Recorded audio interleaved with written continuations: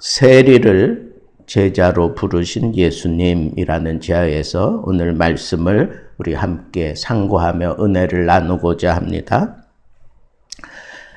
이 세리는 그 당시 이게 두 부류가 있었습니다. 첫째는 로마 관리 밑에서 징수하는 거죠. 사람 숫자대로 세금을 걷어들이고 정기적인 세금을 걷어들이는 조금 그래도 괜찮은 세리 가운데에도 괜찮은 세리죠. 근데 이 세금 청부업자 밑에서 일하는 자들도 있었습니다. 이 사람들은 어업세, 통관세, 통과세, 비정기적인 세금을 사람들에게서 각출했습니다. 근데 지금 사역하고 있는 곳은 가버나움인데 이 가버나움은 갈릴리 바다를 끼고 있는 갈릴리 서북편에 위치한 도시고 다메섹, 두로, 예루살렘, 애굽 등을 연결하는 교통의 중심지였습니다. 그래서 상업이 상당히 발달한 도시였죠.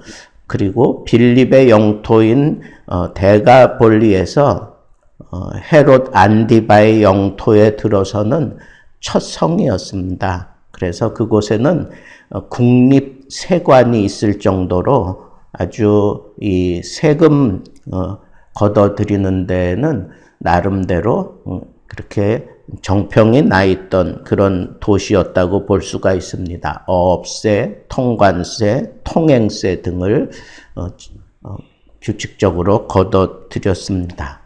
근데 이 세리는 대부분 유대인이고 선금으로 계약 금액을 지불하고 그리고 과도하게 세금을 거두어 드리는데 아주 획일화되어 있습니다. 그래서 일반인들에게는 세리는 강도와 같은 그런 부류로 취급을 당했습니다. 또 로마 밑에서 그런 일을 한다고 매국노 취급을 받기도 했습니다. 그러니까 유대 자치 조직에서는 이 사람들은 일을 할 수가 없었고 유대인 법정에 서서 증언하는 것도 이 사람들에게는 허락을 하지 않았습니다.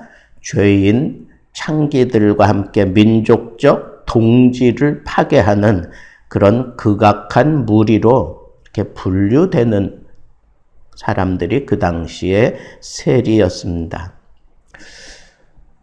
근데 오늘 우리 주님께서는 가르치는 일을 쉬지 않고 계속했습니다. 계속. 그것뿐만 아니라 우리 주님께서는 길을 지나가다가 이 세관에 레위가 앉아 있는 것을 보고 그를 초청합니다. 나를 쫓으라. 그래가지고 이 레위가 주저하지 않고 그 주어진 기회를 딱 잡고 따라오고 있는 것을 볼 수가 있습니다. 사람들에게 그렇게 민족의 반역자 취급을 당하는 그런 것들이 싫었을까요? 아니면 예수님에게서 범상치 않은 무언가를 느꼈을까요? 그 자리에서 그냥 곧바로 따랐을 뿐 아니라 이 레위는 자기가 그렇게 이 레위라고 하는 직분을 청산하면서 많은 사람들을 초청하는 그런 잔치를 벌였습니다.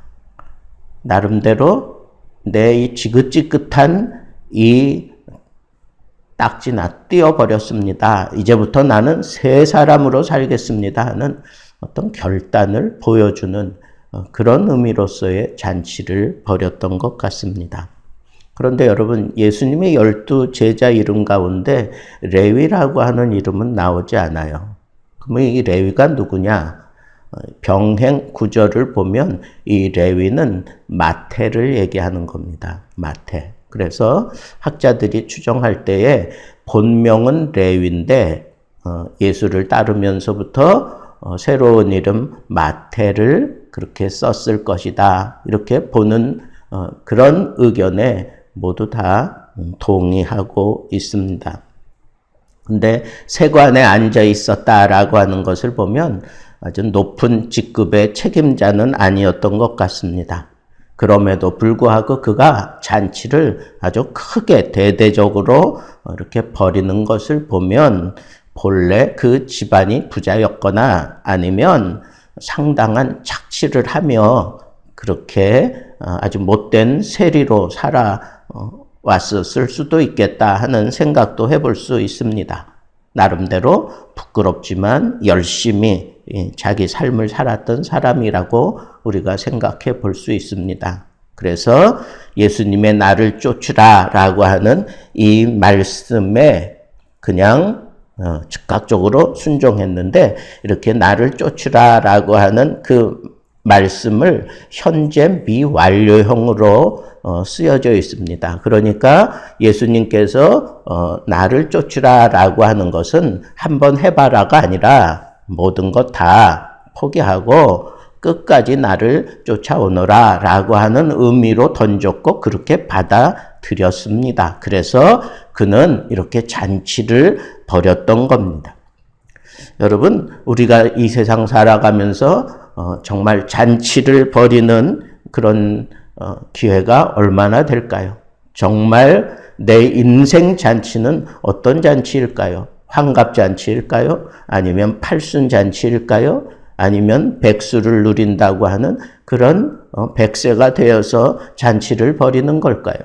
그거보다는 내 인생 완전히 달라졌다라고 하는 그런 분명한 깨달음이 있을 때 이제부터 나는 새로운 사람이다. 이제부터 나는 예수 그리스도를 좇으며 사는 이 삶에 올인하는 그런 차원이 다른 삶을 살아가겠다라고 작심을 하고 그렇게 모든 생활을 끊어버리고 큰 잔치를 벌였던 이 잔치야말로 마태에게는 정말 인생 잔치가 틀림없습니다. 저도 이런 잔치 한번 하나님 앞에 해봤으면 좋겠습니다. 정말 어떤 잔치가 내 인생 잔치라 할 수 있을까? 정말 이와 같은 차원이 다른 잔치, 정말 아깝지 않고 정말 모든 것 다 끊어버리고 새로운 차원의 그런 잔치 한번 해봤으면 좋겠다. 그러려면 뭔가 우리에게 획기적인 그런 변화가 있어야 되겠죠. 인생의 변화가 있어야 되고 내가 추구하는 삶의 변화가 있어야 되고 그리고 무엇보다도 내 인생의 주인이 달라지는 그런 분명한 변화가 있을 때 이런 잔치를 우리가 할 수 있으리라 하는 생각을 해봅니다. 예수님께서는 그 잔치에 기꺼이 응하셨습니다. 그래서 거기에 많은 사람들과 함께 그 잔치를 즐기고 있는데 그 자리에 이 바리새파 유대인들이 어떻게 예수님은 그렇게 귀한 말씀을 전하고 가르친다고 하는 스승이며 랍비와 같은 예수님이 어떻게 죄인과 함께 앉아서 식사를 할 수 있느냐라고 그렇게 얘기를 하면서 막 질책을 하는 겁니다. 이 랍비 문서에 보면 바리새인은 그 땅의 백성과 함께 희생을 먹어서는 안 된다. 그 땅의 백성, 이것은 율법을 모르는 천민을 지칭한다고 볼 수가 있습니다. 예수님은 랍비를 그렇게 자청하면서 랍비의 일을 하면서 어떻게 이 자기들의 그 율례를 깨고 이렇게 죄인들과 함께 앉아서 먹느냐라고 그렇게 막 질책을 했습니다. 그때 예수님께서 아주 명쾌한 대답을 했습니다. 건강한 자에게는 의사가 쓸데없다. 병든 자에게래야 쓸데 있는 것처럼 나는 이 세상에 죄인을 부르러 왔노라. 그렇게 예수님이 말씀하셨습니다. 병행 구절들을 이렇게 살펴보면 내가 긍휼을 원하고 제사를 원치 아니하노라 하신 뜻이 무엇인지 너희들이 좀 배워라. 좀 살펴보고 그 뜻이 무엇인지를 좀 알았으면 좋겠다. 이런 말씀도 있습니다. 스스로 의롭다고 생각하는 그 바리새인들에게 죄사함을 갈구하는 자에게 임하는 구속의 사역에 대해서 좀 깊이 있게 좀 깨달음을 얻었으면 좋겠다라고 하는 것을 예수님께서 명쾌하게 그렇게 답변하셨습니다. 여러분, 저는 오늘 말씀을 통해서 아주 중요한 거 두 가지 깨달았습니다. 그게 뭐냐? 예수님께서는 죄인을 부르러 오셨다라고 하는 이 말씀을 서슴지 않고 증거했다는 겁니다.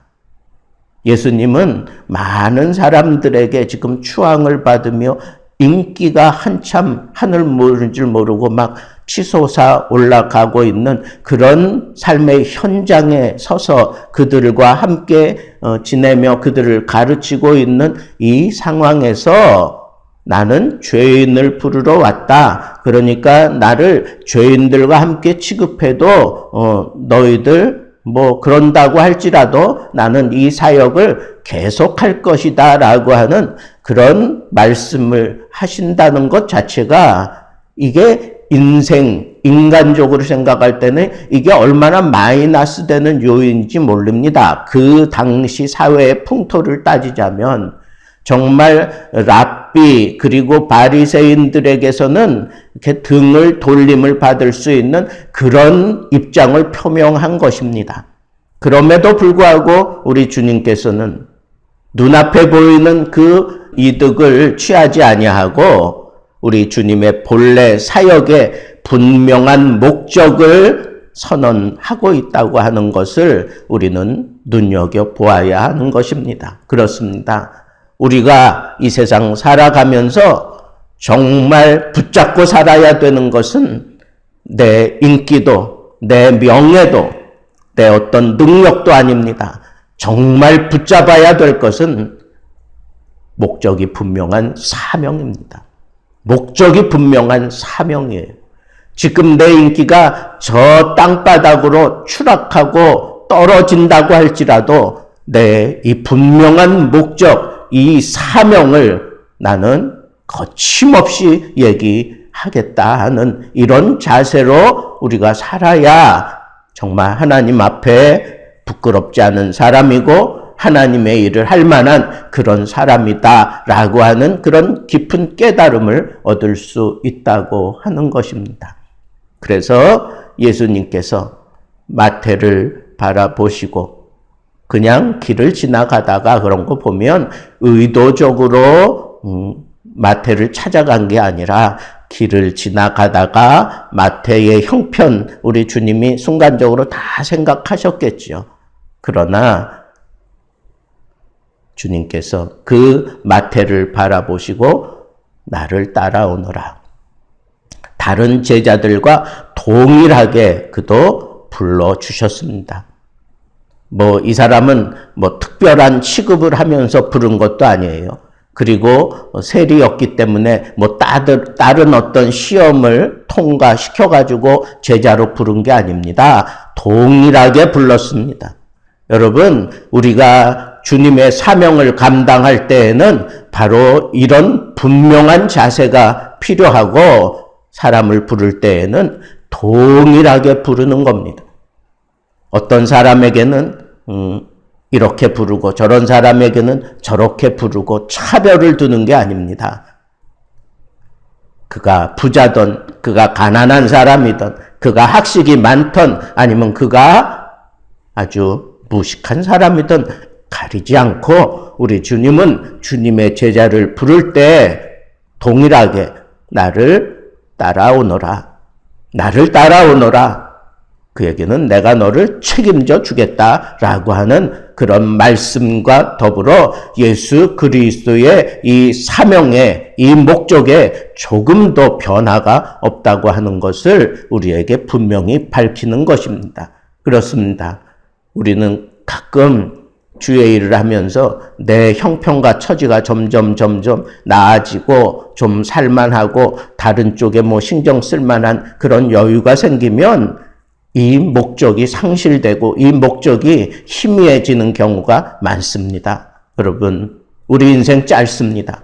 그 인생 가운데 내가 주를 위한 분명한 목적을 가졌다면 그 목적을 분명하게 붙잡고 흐트러뜨리지 말고 그 목적대로 하나님 앞에 사명을 다하는 것, 이것이 우리에게 필요한 결단이고 우리들 자신을 돌아보는 좋은 기회가 되어야 하겠습니다. 두 번째는 마태를 통해서 우리가 배워야 합니다. 자기 인생의 결단을 하면서 큰 잔치를 벌인 것. 이제까지의 내 삶 모든 것은 나 이제 다 청산하고 주님이 불러주신 그 삶을 향하여 나는 최선을 다하며 살겠다. 이게 우리에게 필요한 자세입니다. 주님 나를 부르셨으니 내가 주를 위해 이제 살겠습니다 라고 그렇게 고백하며 눈물로 하나님 앞에 감사하며 기도하던 그 마음을 끝까지 변치 않고 붙잡고 가야 되는데 우리는 그렇지 못합니다. 이 핑계대고 저 핑계대고 이래서 안 되고 저래서 안 되고. 여러분, 우리 주님이 불러주신 그 감격, 구속받은 그 감격, 하나님의 자녀가 된 그 감격, 특별히 하나님의 사역을 위하여 부르심을 받은 그 감격을 가지고 큰 잔치를 벌이고 완전히 청산하고 온전히 쫓는 새로운 삶을 향하여 달려가던 그 결심과 그 결단, 우리들이 하나님 앞에 했다면 흐트러지지 않고 끝까지 그거 붙잡고 가야 되는 것, 그것이 사명자에게 주어진 삶인 줄 알고 우리 남은 인생, 정말 내 인생 잔치를 멋지게 펼친 그때의 그 감격과 그 기쁨을 가지고 끝까지 헌신하며 사명을 다하는 삶을 살게 되기를 우리 주님의 이름으로 축복합니다.